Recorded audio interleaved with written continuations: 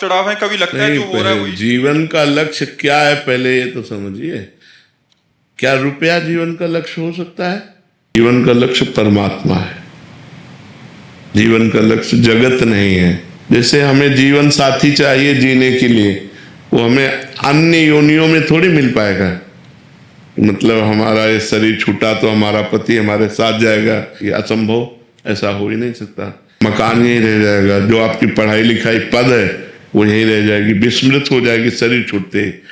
तो अगर हमने ये सब लक्ष्य बनाया तो परिणाम में तो सब व्यर्थ ही गया ना। परिणाम में तो कुछ हाथ नहीं लगा। अगर हमने परमात्मा को लक्ष्य बनाया और जीने का ढंग ये बना लिया तो बढ़िया हो जाएगा। ब्रह्मचर्य से भगवान से अपना संबंध माने। भगवान को हम पुत्र मान सकते हैं, भगवान को हम पिता मान सकते हैं, भगवान को हम माँ मान सकते हैं। भगवान ही तो दुर्गा रूप में है। भगवान को हम अपना पति मान सकते हैं। जो संबंध चाहो भगवान से कर सकते हो। तुम्हें वो माता च पिता, तुम्हें वो बंधुश्च सखा, तुम्हें वो विद्या द्रविणं, तुम्हें वो सर्वम मम देव देव।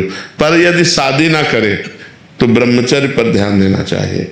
फिर इधर उधर गंदी बातें अगर मन में रही तो फिर वो लक्ष्य नहीं बना पाएगा। भले सन्यासी वेश ना हो, लेकिन अंदर से संयम, नियम, पवित्रता, ब्रह्मचर्य, तो परमात्मा का लक्ष्य बन जाएगा।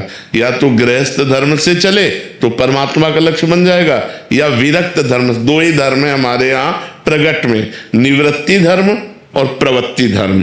प्रवृत्ति धर्म गृहस्थ और निवृत्ति धर्म विरक्त। तो यदि हम ब्याह ना करें तो हम गृहस्थ धर्म में नहीं गए, तो हम आजीवन ब्रह्मचर्य का नियम लें। हम किसी भी पुरुष का स्पर्श काम भाव से नहीं करेंगे। तो वो जो ताप है, काम का जो वेग हमें तपाता है, वो तपस्या बन जाती है और उसी तपस्या से भगवान प्रसन्न हो जाते हैं। इसीलिए हमको एक धर्म तो स्वीकार करना चाहिए। आज गृहस्थी में बड़ा संशय हो रहा है। पति पत्नी में प्रेम नहीं रह गया। जब पति को देखती है कि दूसरी लड़की से, स्त्री से, या पति देखता है कि दूसरे पुरुष से, तो दोनों का मन अशांत हो जाता है। या तो संबंध विच्छेद, तलाक में उतर जाते हैं, या फिर हिंसा में उतर जाते हैं।